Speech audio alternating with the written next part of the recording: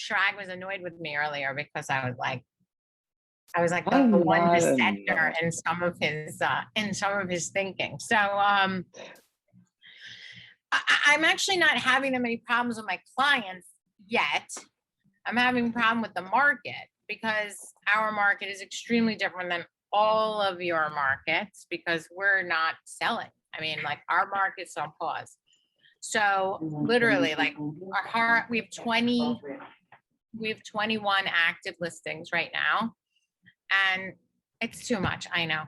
And we're literally hardly showing anything. Like if I get a showing request, it's like a celebration. Yeah. Stacy, is it normally this quiet in the summer? No, last summer was No, bananas. but like but obviously, before, 3 years ago, 4 Right. years ago, 5 years ago, isn't everyone in the Hamptons? Like, so summer is historically a very slow time for New York City, but not like dead. Like it's not. We still show, but we're literally not showing. And it's all throughout Manhattan and not just my little segment. Brooklyn is still pretty popular, but not Manhattan. And so my challenge is more having 21 sellers to say, we're doing everything possible and still nobody's coming. And then getting that very large price reduction, because historically, like, right, all we say is if it's not selling, it's the price. And it's not the price only right now. So I just reduced something $100,000. It's not a huge apartment. That's a big reduction for this property. Nothing hasn't changed a thing. So my challenge is really about advice to give. Like, do we still list now in this climate, or do we wait until the fall where I do think prices could legitimately be lower, but at least there's a market? So that's sort of my challenge right now. And nobody knows the answer, but that is my challenge. do you have like a absorption rate chart? I mean, because you're not the only one that has listings sitting. Clearly, like if things in that price category and similar apartments aren't selling. I love that idea. Look at this. So when you show them that, what do they say? Like now this buyer, this $2.5 million buyer now has 20 apartments to choose from, where before they had 3. Right. Well, it's something else that's pretty interesting in our market right now too, is we still don't have a lot of inventory. Yes, it's ticked up. I'm not saying it's as low as it was, but it's really not high. It's very low. And I keep telling people, like, it's not normal for demand and supply to kind of be working in the same direction. It's supposed to be the opposite direction. But right now we're seeing low supply and low demand. But I don't think an absorption chart is a bad idea. It's on one of my very thousands of notes that just sit on my desk. So yeah, so it is a challenge because we want to sell them. I don't want to disappoint people on a weekly basis. It keeps me up at night. But I do know we are doing everything we can. And I also know that this is not an individual experience. It's the whole, all my colleagues are experiencing the same thing. They just don't all have 21 listings. Yeah. So how do you explain why the buyers, what is going on with the buyers? It can't just be the interest rates, because I can't explain it either. And I find the same thing happening here. It's like my phone was ringing off the hook with people wanting to buy houses, and now it's definitely not. And we have a ton of closings in July, but looking towards the fall, I'm getting a little bit worried. Like, what the hell? Where did everyone go? I feel like in my mind, when I close my eyes, I see like everyone has like a cup with a string to like every buyer, and they just said, press pause, like don't do anything. I personally chalk it up more to the stock market than anything else, because most of my clients are not willing to liquidate at this level to buy. So I have a couple clients that are like very cash heavy, and they're like, we'll buy right now, we'll take advantage. And one of my clients just made an offer 16% below the ask. I'm like, but things haven't dropped that much. It's like, it's crazy. Like, he's like, I'm cash, I don't care about the interest rates, and I don't have to liquidate anything. And I'm like, well, you don't have that much power yet. But They want the power. They want the power. They want the power back. I had I mean, two I've been using the example, like even my financial advisor has advised me if I have cash in other places to use that for like my daughter's first semester of college instead of taking out money from the 529, because he's like, it's not the optimal time to liquidate.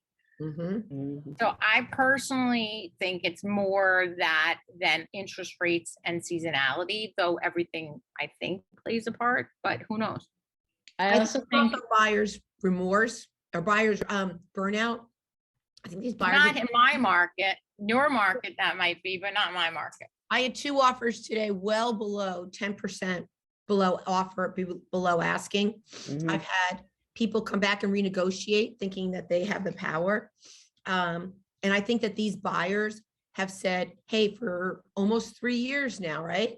We have been, having to make decisions based on whatever was there and running. And I think they're saying, you know what, like you said, we're taking back the power a little bit. And I also think the sellers, much like the appraisals were not appraising in the very beginning of 2020, the end of 2020, 2021. Now we're seeing the reverse. These sellers feel so empowered. The market has changed. Call it seasonality, call it the stock market, call it interest rates. Something has changed. And it's the sellers that need to be more nimble. One seller just hung up with me, just literally. He said to me, we lost momentum. What are you going to do? And I said, it's usually like 65 to 72 days to sell a house, and it hasn't sold in 14 days and you're wigging out. And you know what? What more do you want to do to infuse momentum into it? And he said, we have to do something. He says, because I'm not accepting anything less than full ask. And I said, well, then you're just going to have to wait. Well, I think that's part of the problem too. I think the sellers think they're still going to get sky high. They're not coming off that horse yet, even though around here, if you start looking on Zillow, you start seeing all the down arrows, price drop, price drop, price drop. And the buyers are like, I'm sick of this and the stock market. And I think we have a perfect storm. And so here too, it's dead. Can I show you guys a chart? Dead. Okay, so ready, here's a visual. I'll give you guys a link to this. So the goal of doing this is getting people to a place where they can agree on their own that their prices need to come down, right? So it's literally just asking people questions. You can change this to any number. If this was for Stacy, it would say $2 million because that's her average price point, 2.5.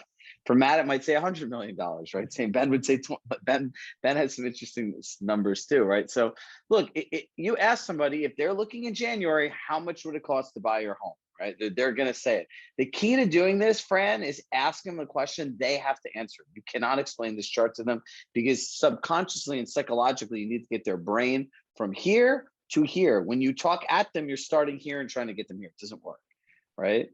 It's if someone wants to marry you, they have to generally take you out on some dates, right? And like stuff has to happen throughout the process, and then you get to the finish line. Well, look, you could say if this is the case, January, February, March, you can say in July, how much has it gone up to buy your house? And they're going to say about $1,700, right? And they're going to say, great. And based on the way that interest rates are going, ask them, has the Fed said that they're going to stop raising rates? They're going to say no. So on average, so far, we've seen rates go up 0.5% a month. If that continues, how much more money is it going to be to buy your house at the end of the year? Let them say that. And if you were a buyer and the same thing just costs more and more and more and more and more money, eventually, what would you expect the seller to do? And what do you think they're going to say? Lower the price, right? Mm-hmm. But you have to be able to walk them through this and have them realize it, right? So what we see people doing and what we've been doing in these group trainings and telling other people is, I drew this chart out. Actually, this was from Stacy today, right?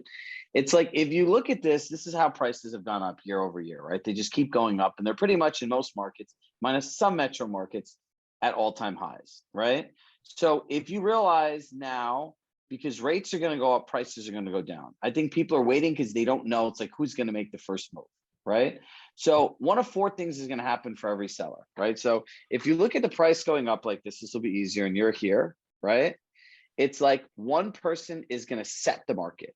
Whoever makes that if say the house is $1 million, Angela, I'm like, you know what? Why don't we go on at 950 and we're going to set the market? Great. Now that person does it and everyone else has to sell their home, they now have to follow that market.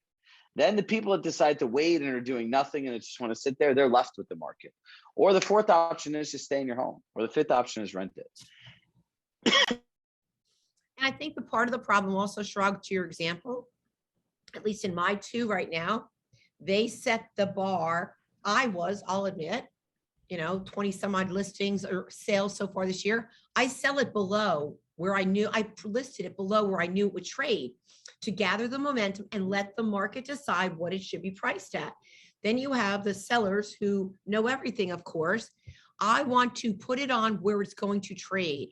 We have a really smart base here. You've got Zillow out there. You've got Compass out there. People know where it's going to trade. So what are they doing? They're waiting. And every day I get the phone calls from the same 3 or 4 agents that showed it. Do you have any offers? Do you have any offers? Do you have any offers?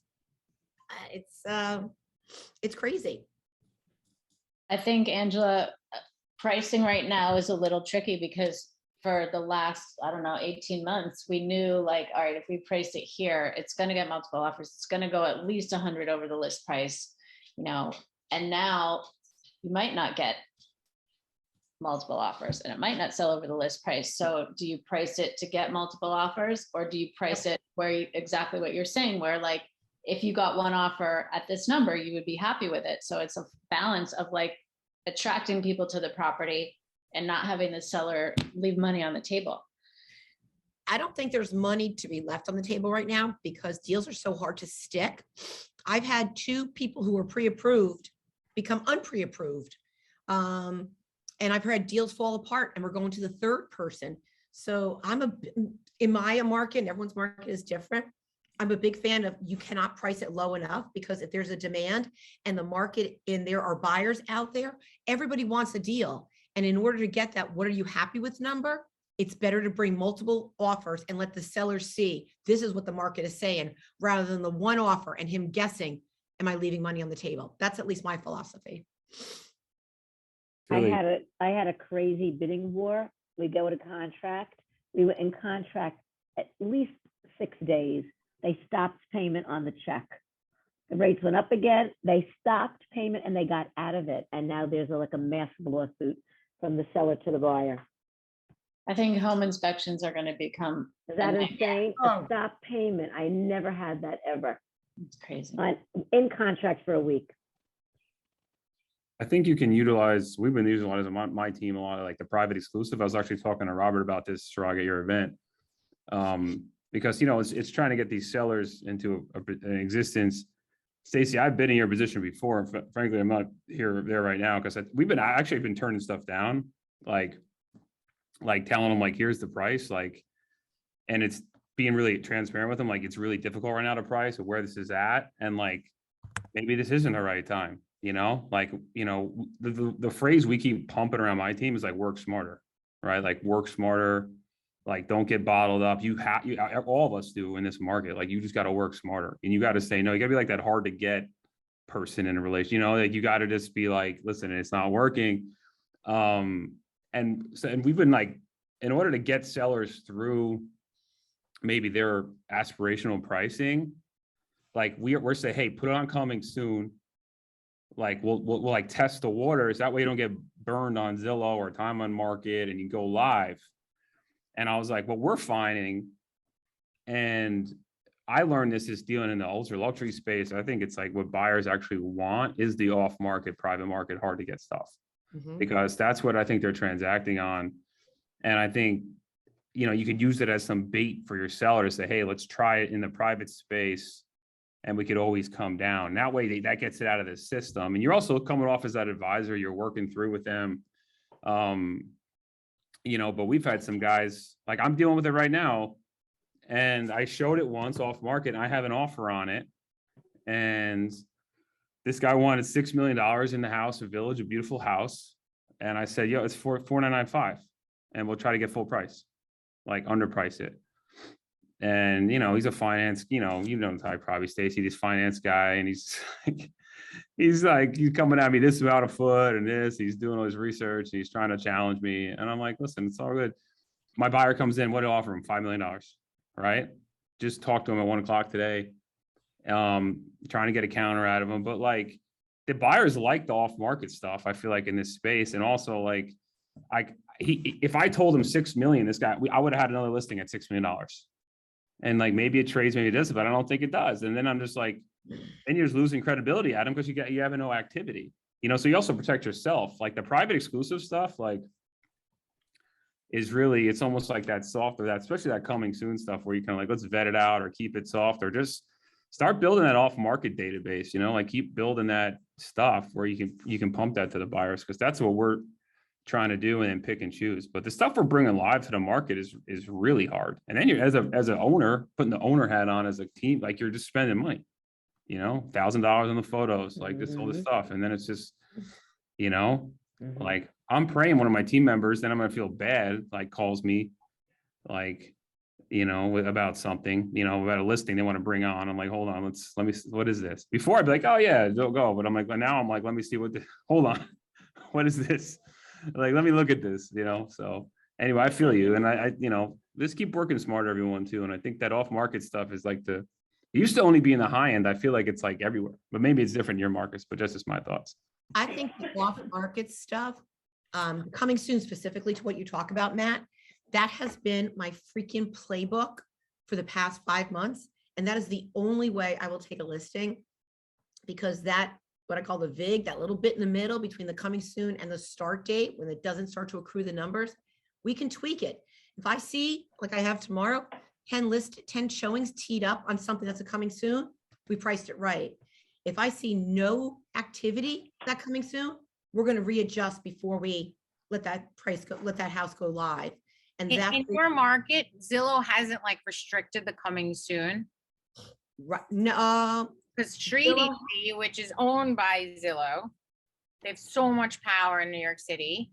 They said, if we see that Compass has a coming soon advertised for more than 24 hours, you will not be able to list your listing on Street Easy. what? So now there's no coming soon in Manhattan unless 24 hours.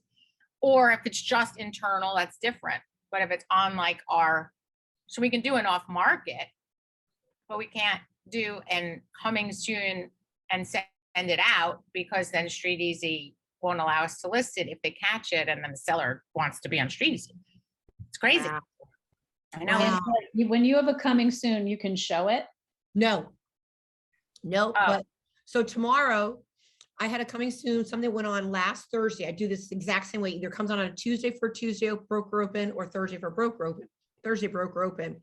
As soon as it hits, they start calling and I say, oh, I've got this time available, this time available. It's a freaking vacant key box house. Everything's available, quite honestly. But I say, no, I've got this available, and I've got 10 showings tomorrow. So it causes this like buzz about the whole thing. But no, we cannot show it at all during a coming soon period. Why do you think the coming soon has that attractiveness over the others? What do you think is the psychology of the people that say, I want that, as opposed to some other way? I mean, if you're getting 10 viewings. Well, look, at the house has to be priced right, and it has to look good. And this is, it's one of these flips by one of my non-greedy renovators, flippers, and it's a move-in condition house. And I think it's priced exactly where the sweet spot is. But I think everybody wants to get a little bit of a competitive edge on something, because again, it goes back to what I believe. These buyers have had buyer burnout.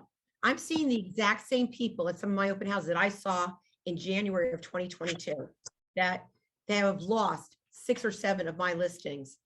So if they're losing 6 or 7 of mine, they must be losing other people's as well. Yeah, I thought you might say something like that. There may be something in their psychology there about getting that edge. You've got the sellers who are looking at what's happening and kind of resisting reality. And then you got the buyers who are looking at what's happening, and maybe they're like fast forwarding and thinking they can get some super deal. But somewhere in there also is people saying, you know what, I can kind of like do kind of an arbitrage kind of a thing with the marketplace by going with a coming soon or something like that. That's like what Matt was saying. I think there's also something about somebody wants something that people perceive as finite and only available to certain people. I get calls all the time. You have anything coming out between 3 and 6 in Riverside, blah, blah, blah. Everybody is looking for that gem to give to their buyers who probably are like, quite honestly, looking at us like whores and going to every broker and saying, what do you got? What do you got? So, we're just trying to build the allure for these properties. And like Matt said, we are brokering deals and you pick and choose which way is going to be most attractive to your marketplace and to your sellers.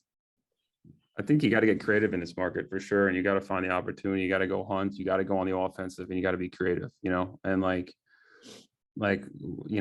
and you just have to get after it. And I guess I just learned a little bit of this thing from these Bobby Axelrod type guys that have tortured me half my career in real estate. But My guys, they're like, why should I use you? I could just go on Zillow. And I'm like, that's a great question, right? Like, why should you use me? And of course, there's other ways to negotiate. I'm a good negotiator. Like I negotiate $1 billion deals. Why do I need you? I negotiate my own deal. Yeah. Okay. Another rejection, right? There you go. There's one. So it's like, if you can find those opportunities, source your network, you also become an asset, you become value, become irreplaceable. Right. And I think, like our team has become known for that. And also it's like, like Dom's really good at this on my team. Like he builds great relationships with other brokers, like outside of Compass too, like locally. And like Dom just did a $10 million deal in this marketplace. There was like 3 brokers on it, but he put the whole thing together and he sourced it through another agent. And then he found this, whatever, and he just put the whole thing together. You just got to get creative. You just got to be a deal maker and stuff. And just, it's not that kind of market, but I think, that off market stuff is big off, it's really, it's really valuable, and I think the buyers want it in this kind of marketplace because the stuff in the Hamptons right now that's on the market, there's like a lot of there's like this scrap heap of inventory. Like inventory is really low, but there's like this stuff that's like circulating. So as a seller, this is why the private exclusive thing I'm finding is like when you get it on the market, like you're in a real danger zone of like sitting there, if you don't move it, and then you become like part of the scrap heap, so it's like, because people now, like they come to a house, like yesterday I was showing a house to a buyer, like $8 million house, and they brought their dad, and the dad's like, well, why is this on the market? Everything seems to move. That's good. And I'm like, that's a great question too, right? Like, it's like, okay, that's why is that there? And I thought it was a great house actually, and I thought it was priced actually pretty good. So why is this here? And if that was off market, and then I showed them an off market thing later, and they bid on the off market, which was also $3 million cheaper, but it still was off market and quiet. So anyway. The fact of the matter is there are buyers out there and we know that there are sellers, and you said it best, Matt. It is like, we get paid to do this. Someone made an offhanded, a very close friend of mine made an offhanded comment. It's like, you get $200,000 for working basically 10 hours on that house, a listing I just had. And I looked and I was like, well, yeah, but I've been working 20 fucking years to get to that 10 hours to do this deal. But I think that buyers and sellers don't realize that we understand, like Bobby Axelrod, we understand the psychology of the buyers and sellers. So right now, I think it's more important than ever that we elevate ourselves above all these other brokers that have been in it for the past 2.5 years, thinking you just put something on and you just basically take an order. That's just not what's happening. We're going back to selling, which was what we get paid for, what I happen to love. Frustrating. So just love to get your input on private exclusives, because we've been using it, a lot over the past 2 years as a way to, get a soft launch, test price. If it's not ready for market yet, we're getting it spruced up, whatever it is.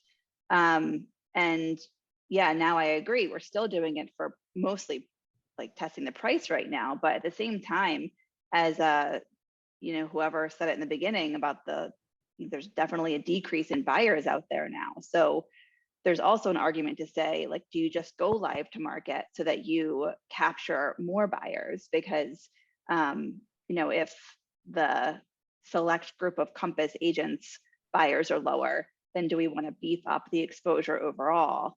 And that's, kind of what we go back and forth on. I mean, I think, Matt, your market is like really a niche market. And I agree, those buyers are definitely like, they want what nobody else has. And everyone else, if you have access to it, it definitely loses credibility, or not credibility, but it loses its excitement. But in the average world marketplace, I feel like that's what I'm struggling with when I'm talking to my sellers. Is our strategy was like super locked in before, and now it's like, well, do we shift that a little bit, depending on the client? Yeah, I mean, I just had I got a new listing. It's nothing special. This is not in my marketing, I promise. 2-bedroom, 2-bath, and not a great building, a little far. Well, location won't matter to you guys. It's a run-of-the-mill cookie cutter 2-bedroom, 2-bath with super high maintenance. And they were like, can we do this off market? Because we're really private people. And I was like, well, is the goal to sell it? Because even when I expose it to the whole market, I'll be lucky to get 2 showings. So I said, no, for your property, this is not the strategy that we should be implementing. We have to expose it to as many eyeballs as possible. But I understand that in Matt's, if something is very special, they also want that allure of being not everybody able to see it. Yeah, let me tell you, my mother goes to Italy every summer, and the only purses she buys are the ones that are behind a door somewhere. It is she is that buyer. She will only buy the things behind the doors that nobody else can see. And there is that mentality, but I feel like it's definitely a specific buyer. No, I agree with you. Totally agree with you. And it's very niche, and it totally is. And it's definitely a more luxury market thing. And the Hamptons used to be just in this certain 10 million plus kind of sphere that it was more off market. But now, I guess what's interesting for me to see it kind of really hit all parts of the market. But regardless, what I think we all can relate to, I think, is that power of the private exclusive. And Margo, what you're doing with we just brought a new construction on too, and we're despite it being a Hampton summer and there's so many eyeballs on it and there's so much activity and there's so many people here that want to come browse who's real or who's not, but we're this is not in any shape. Let's just put this on coming soon, until you get this thing right, and then we'll launch it. So I do think it's a huge weapon as compass brokers to have before you you can get something in, you can get that agreement. I like that too, just getting that agreement signed as broker. Yeah, that's huge. Get that just getting it signed. Let me get that dotted line, and then we can work the strategy. But I think just getting into the sellers too, that's what we've been trying to do too, is just like Chirag had said, ask them questions and really just feel where they're at, and then just devise a smart strategy as best as we can. And if it doesn't work, there will always be more people, more sellers and everything else. That's a strategy we're taking. Listen, we're not taking any offense to it. We're just gonna keep moving. Can I ask you guys a question? I think we talked about this once before. Are we thinking as a group to put together something weekly or bi-monthly or something that we can promote each other's listings? But I would love to do it on a regular basis. I mean, we all are niche players. We are very strong collectively and independently. We are the best of the best in all of our markets. I would love to pump something out weekly that says to be expected to my client base, which is all of yours as well, whatever you have. I mean, Matt, your private exclusives, I'd love to pump out, but maybe do a reel or something where it's expected, the mastermind group exclusive or whatever we call it. But in the spirit of thinking creatively, I think we all have something probably that our buyers or else our friends of our buyers or our colleagues of our buyers or sellers all want. Or not. I'm with you. I think it's a great idea. I love the idea. I have one other thing monthly, not weekly, maybe. I think monthly is good, but here's the other thing, right? To add to what Matt was saying, the power of network, right? Perception is reality, and we all know this. Every single seller wants you to do as many things on this list for the money that they're paying you, correct? You ever meet a seller that wants to do less, and meanwhile it's all right, listen, dude, if I can get some clean photos and you let me price it at my number, you don't have to do any of these other things. Property will sell, right? Now, by virtue of doing this, you tap into everyone's network, right? So when Angela goes on a pitch, they're like, holy shit. She has a New Jersey, a Long Island, a Philadelphia, a Hamptons, a Manhattan. She has all these different contacts. Look at all the different listings she's connecting with people, right? And the message has to be very thought out into saying, a curated network, something really thoughtful that when all of our clients read it, the outcome is, wow, I need to work with him, or her. There's so much that I'm exposed to by doing this. So it's a whole different thing. Then the other part about this is It's called, it's a different form of list leveraging. You all put the amount of total people in your database in this. And then when you go on listing pitches, you draw like a little map or you put a little something together from marketing that says all the different areas this goes to, and be like your property for just the select ones, because you can't put like, junk properties on here, right? That gets sent out to 150,000 buyers in 10 different states, right? Like these are the kinds of like niche things that really start to make a difference that you could add on to. That's my thoughts on this. I'm going to do it monthly. I have a monthly newsletter that goes out on the 15th. I'm going to figure out how to do this monthly, that it'll be our group that it goes out to. So I'll figure this out.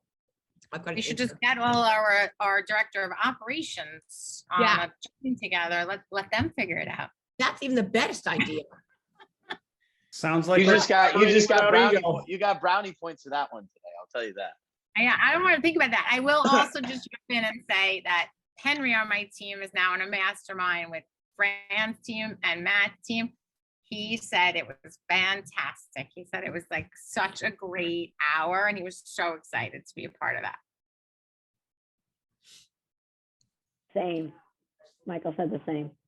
And what are you seeing in Miami right now, or hearing in Miami since you're in Maine? I'm in Vermont. Come on, man. Vermont. God. Yeah, it's a lot of the same stuff. I mean, personally, I'm just trying to.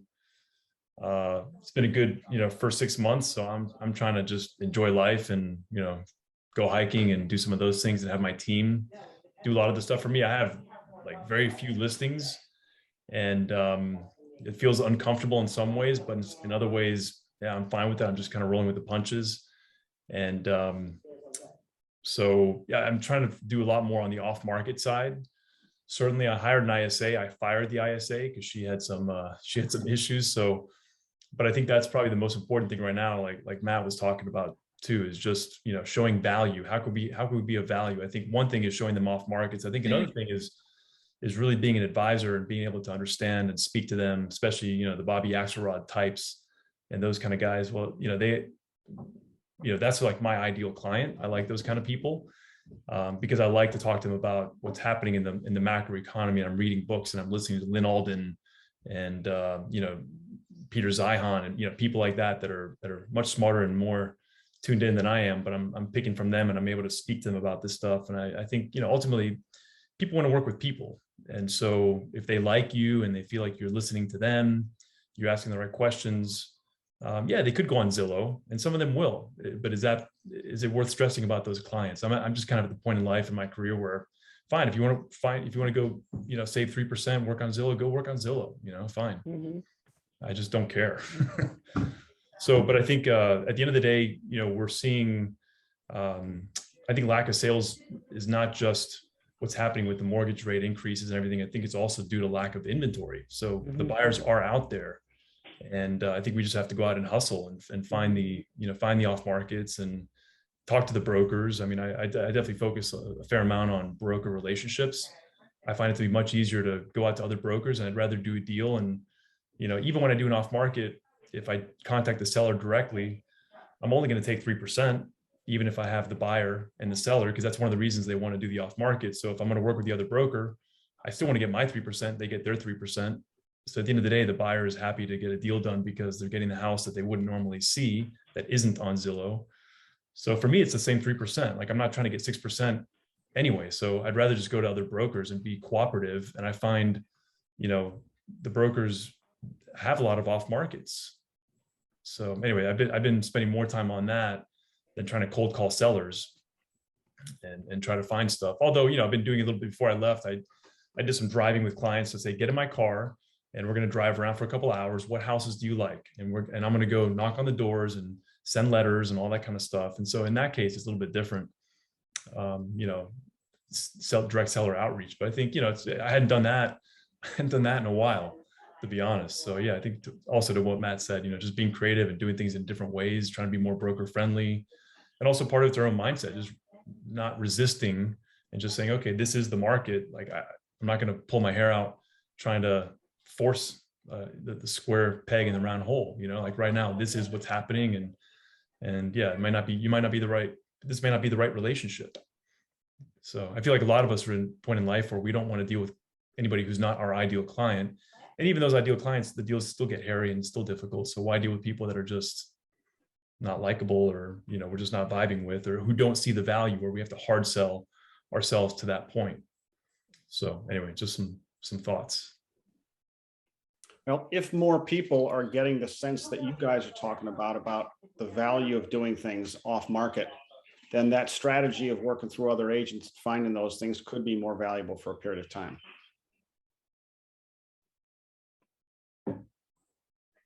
Yeah, I think we're all still suffering from low inventory, and obviously the market's changing, and some buyers are, you know, saying, including myself, I'll buy more real estate, but I'm not going to do it, at least right now. I think prices will be dropping. So what's the compelling reason? Well, if you're trying to get in before the school season starts, before the school semester starts, or you just want to, you love the house or whatever, but yeah, I think as advisors, we have to be honest with them and tell them, and I think all of us on this call are, but say, yeah, maybe wait till Q4. There will be some more inventory. In the meantime, if I can find something you love, you know, we'll go on a contract. I mean, you know, what's your time horizon? 10 years? Okay, well then what does it matter if you buy now versus if the market goes down 5-10%? What's the big deal? If you want to be in the house for 10 years, yeah, if you're looking to flip it, then it does matter. So I talk about time horizon a fair amount with these buyers, because I think once we put it in that context for them, they start getting out of their own head a little bit and stop overanalyzing. Like, this is emotional also. This is not just about the numbers if it's a personal home. Right. So well said, Ben. Really, it's really well said, man. I kept shaking my head. It was so good. It's amazing if you just start calling around your sphere, what you'll find and what will get connected with like past clients. And I found that too, Ben, like where I've had more success like from a cold call, less success from cold calling. And it's like just calling a past client, like, hey, like, would you, I always soften the blow. I'm like, I'm going to sound really like a broker right now, but would you sell the house I sold? Like, and then like, I kind of like, he kind of laughs and then whatever, but I'm like, all right, do you have any friend, whatever. And it's amazing. Like, oh, well, this call, whatever, or just referral sources or calling, obviously some brokers are huge. They do, or like property managers out in the Hamptons. These guys have so much good stuff. Like we made a good connection with a property manager that's just been feeding us stuff. Any of the builders, architects, any of those guys, any of those feeder sources you can find. And it's amazing just picking them up and calling some of your contacts. They're amazing when you start creating, Yeah. So on our team, we been starting something this year where every 3 times a year we do, like, it is based off of, if anyone did Buffini back in the day, like they used to do these sprints. So we kind of created our own sprint, a 2-week, like intense 2 weeks of like just prescriptive tasks every day. And ours we're doing in 2 weeks, and it's all about connecting with people, like connecting with past clients, current clients, people in your like kind of your sphere and your like your biggest supporters, and doing all activities around reaching out and reconnecting with those people, because we've been so busy for 2 years that, like, while you send your newsletters, you do things, but we haven't been as good, especially with COVID. You weren't doing like the connections as much. So if anybody's interested in having a copy of that for their team members, I didn't talk to Kevin about this, so he might yell at me later, but this is a safe space. It's patent pending, so yeah. And or if any of your team members wanted to even like join one of our meetings, just as like a fun like accountability thing, we'd be happy to do that as well. Well, here's here's an idea I want to kick around for all of you. We can all be organized, right? And I'm going to make this twofold. Number one, I had shared with you, a lot of you had wanted to get on our group and kind of share one thing that you do really well. I asked, and you guys would benefit from it too, is we have several hundreds of agents in our playbook program. But I think let's be multi-purposeful, right? Because as I reach out and book days with you, what I'm really going to say is, Margot, what's your best lead gen topic? Let's share it. Now, I encourage you to have that same meeting with all of your teams. And why don't we build it out and everyone invite everyone else's team member in this group? So if we have 20 people in this group and we do one meeting a week over the next several months, everyone's team can experience something great that one of you guys all do in a different market. Now, if you think about the compound effect of that, is you're already going to do the work once when I interview you for our group program, right? And in doing that, I'm going to take your stuff, turn it into a handout, put all the processes, and then I'm going to turn it back over to you. And when I turn it back over to you, you can use the same materials to run your meeting and now invite everyone else's. So now your team members will all become friends. Now they can exchange referrals amongst each other.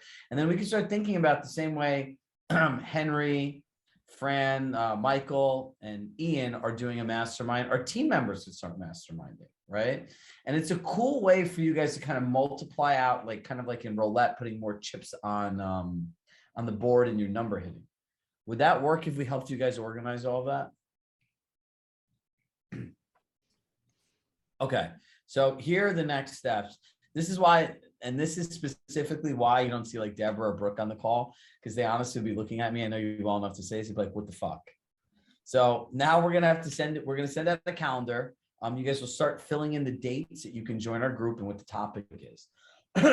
From there, I'll start to figure out how to map it out that when I talk to you, we get like very tactical, right? Like if Stacy says, if Fran is like, I have a great customer service process, or what she's saying is, I have a great way of people not negotiating inspections. She's going to walk through this, right? Realize what you're sharing is A, going to be in a large group, B, then it's going to be in an intimate group, right? So give away something good, but give away something that if someone else had it, you wouldn't be upset because they can never do it the same way you do. And you guys also have great brand recognition. They're so much further ahead of these other people, but there are people out there that literally try to steal, copy, right, Fran, our own hard work, and literally are more shameless about this than I've ever imagined. I saw someone take Fran's work from a copy machine one time. No, I'm not even kidding you, and copy it verbatim. So that's why I kind of say this, just to be mindful. But once we build out the calendar, we'll build out the topics, then we'll create a second tab in there that says meetings, right?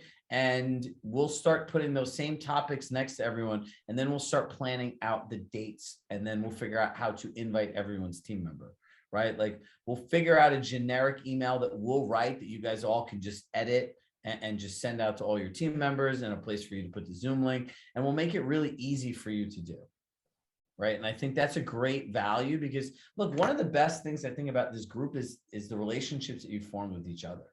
And I think for all of your team members to get to know each other, and they're all going to get access to a new playbook program and everything else, like I think it's a really nice value add for being part of your team, right? And candidly, no other team has a mastermind like this that's going to say, hey, let's share all the great things we do with everyone in the thing, and let's invite their team members to do it too. These are things that are accelerators, and it'll be great for like the third and fourth quarter.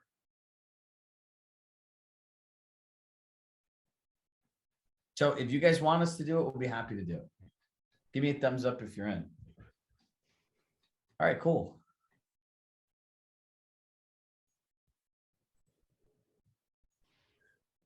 Perfect. So, all right. Now, Jillian, I haven't heard from you. Tracy, Parsa, what do you guys got going on over there? So our market is, I feel like it's a week to week situation. So heading into the 4th, we were putting on some new listings, or I should say the week before the 4th. And again, it was coming down to pricing. It's like where we could have done it a little bit higher a few weeks prior, we had to kind of be tight to the pricing. We didn't have as many people as we would have expected, but we still got it to go over the ask, which was great. But you're still dealing with the sellers. You know, there's some listings that we have that they just are not there yet. You know, having multiple conversations, we're, you know, trying to, you know, talk about other houses that are on that are moving. You know, it's like last week seemed a little bit doom and gloom. This week, I know Parsa was making some appointments for a buyer. More things are going into contract. I'm getting more calls now all of a sudden to show some of the other listings. So it's the most bizarre market that, you know, we've all been in. When we talked, Matt was talking about things off market. We had a listing that expired. I couldn't give this listing away because it was priced too high. The location was not great for the pricing. I couldn't get the sellers to reduce it. I don't think they were that motivated. And all of a sudden it's off market and people are like, when is it coming back on? And one person that is interested is all of a sudden bidding, like, I need the house, got to have the house. And they're going like cuckoo. So it's, it's like a day to day. It's bizarre, but it's, just when you feel like you're heading into that zone of, everything going on with the rates, I think what's happening is just buyers are also looking at all the news that comes out, and they're just like, it's like just kind of feeding on all of that. We've had some people lowballing, like we just have a mix of everything going on right now. Tracy, can I say something? Tracy gratefully gave me her amazing niece, who is just, I love them, love the baby, everything. But I think her niece and nephew represent to me the exact situation we're talking about. We've been looking for what, 9 months now, Tracy, with them, bid on things, bid way over the ask, like $300,000-$400,000. And they just put the brakes on. They're just like, you know what, if we've got to rent, and these guys her niece is amazing. She's in the financial services industry. She's in finance, he's in finance. They understand the market. So this is going to be their first house, and they have a healthy budget, but they're saying exactly what Tracy's saying. They're burnt out. They're tired. They're worried about the future. Could they do it? Yes. They have the money. Yes. But I think collectively we need to figure out how to get someone like Tracy's niece and nephew off the sidelines, because inherently they're reading the same things that we're reading, and they're living it in their own world in finance. So I think that would be my question to all of you guys. Before you do your question, Jillian, what do you have going on in Boston? No, it's really interesting. I feel like I also spend a lot of my time calling brokers with similarly priced units to say, hey, are you getting traffic at yours? I'm not getting anything at mine.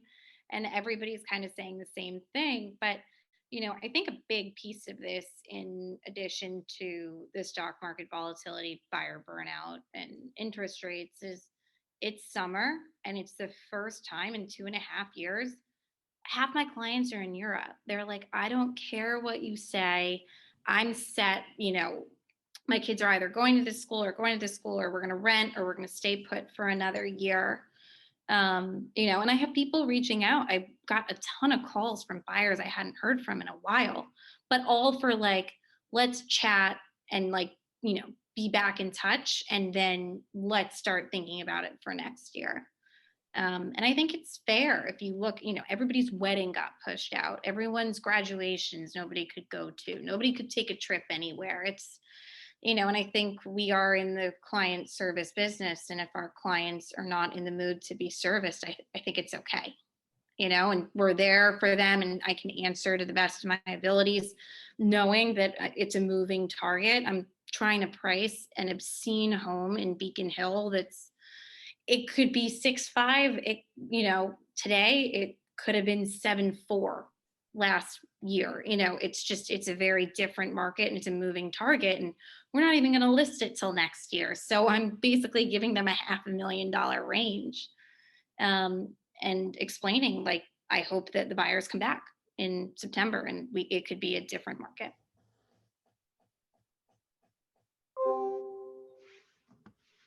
Can I add something? Yeah. How you guys doing? Sorry, I've been off screen. Full disclosure, been trying to take it easy, but it's not happening. So as Tracy was alluding to, in our COVID market this year, anyway, in 22, it's been a week of nothing, and then a week of just, I can't sleep. And then the next week is nothing. And so this time in June, it became for us about 2-3 weeks of just kind of a standstill, dealing with putting out fires and just nonsense. And then all of a sudden, everyone got together July 4th, and I'm like, okay, start booking vacations, doing whatever. And it's been an absolute zoo again, and things are flying off the shelves, and it's just been sort of something different. And I just wanted to speak to, I think it was Angela's person, which is Tracy's niece, who I know very well as well. You know what I've been finding, Angela, is that it's not the buyers who do have the fatigue. They continue to have fatigue. There's a new crop coming out. I'm getting calls. I just got a call on a $3.2 million listing today to show. Someone wants, he's like, I can spend up to 3 million. Another buyer. This is all just happening right now during this phone call. So it's and they're all new. I've been looking, but now all of a sudden I feel like I'm ready. And then they start to have this conversation, which you guys were alluding to, about the interest rates and all this nonsense. And I'm like, look, I'm not here to waste my time on the Breitenbach book. I'm not here to waste my time. Like, this is what's happening. Everything's flying off the shelves. Like, if your expectation is what you read in the news, like that's not what's happening here. And I'm not sure where you are, so on and so forth. And so it's been a definite day-to-day shift every day. I would say that pricing is crucial. Price well, it'll go over and go to what the comps were 3 months ago still.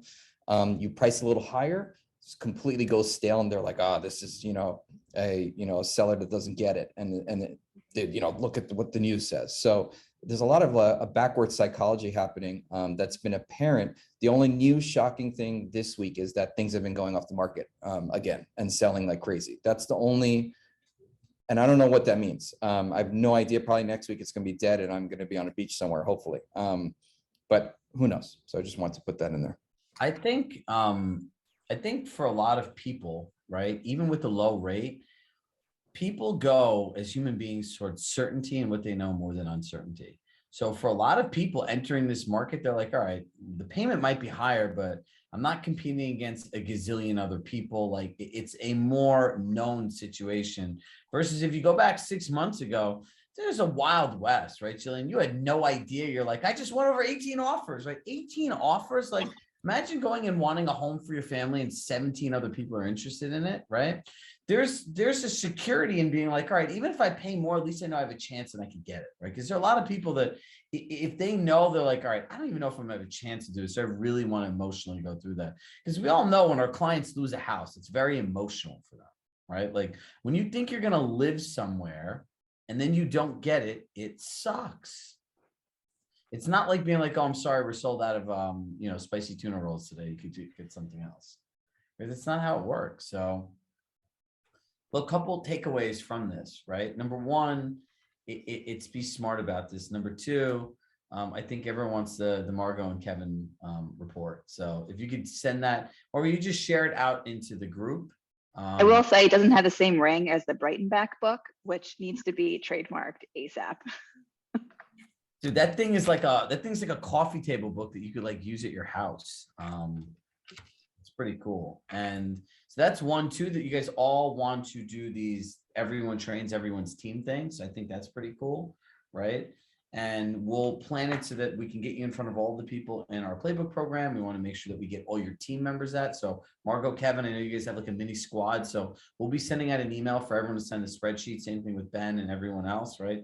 For us to have like larger teams so that all of you guys can get engaged, and we'll put together a nice email that you invested into them for coaching, right? Because the only reason they're getting it is because they went through you. And as far as I'm concerned, they should all think you paid for it, right?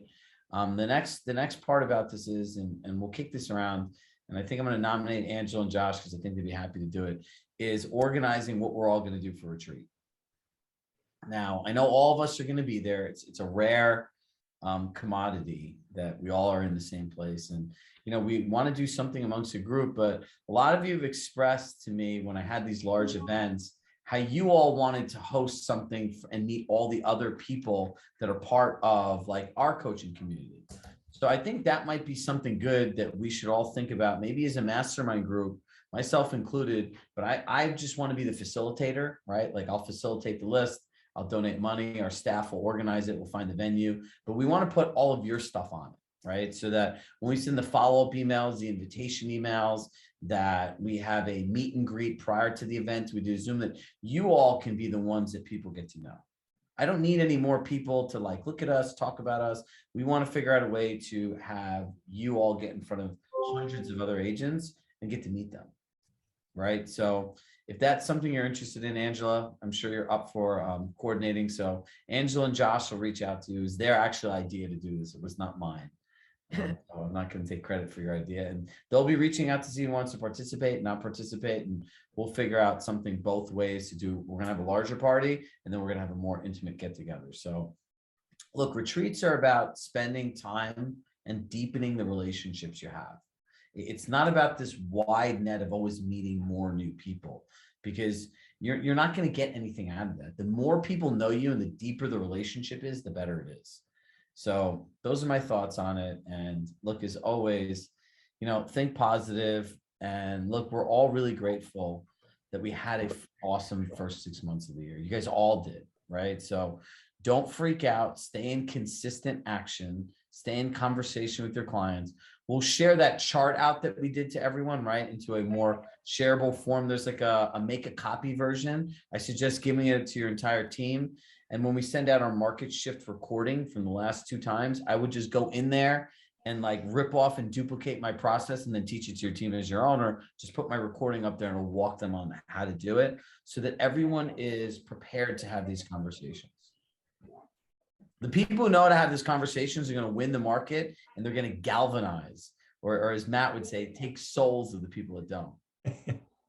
Right? Because look, I'm telling you, I've spoken to well over 1,000 agents about this conversation, and literally you hear what people are saying. It's like snake oil sales. It's the worst thing I've ever heard in my life, right? Like the majority of us on this call were like crawling on a floor somewhere where interest rates are 18 years old. I mean, 18%. But we don't know anything about that, right? Like it's not our lives, right? Then there are other people like, well, I need them to do this. I'm telling them all this stuff. How do I get them to do that? I'm like, really? Like, how would you like if someone did that to you? It doesn't really work that way, right? So like be smart and realize there's a real opportunity here for all of you. David? Yeah, I think I like what Ben was saying before, a very kind of Taoist approach to all this. Like, hey, that's where it is right now, and we're going to go with it. And it's going to move forward, and we're going to handle it. And, what I'm seeing right now is everyone coming to grips with change in the same way that happened in the beginning of the COVID thing. Everybody was trying to make sense of it. In this case, buyers, sellers, agents, everybody's working their own personal way through it. So collectively, we're in this not just uncertain space, but a space where individually we don't have certainty. And so buyers are hesitating, sellers are hesitating, agents aren't sure what to do. And you know what? It'll run its course. Just stay in it. You guys are all better equipped than anyone else to do it. Follow your gut, follow all the stuff that we talk about in all this, and you're going to come out ahead. It's an opportunity for everybody.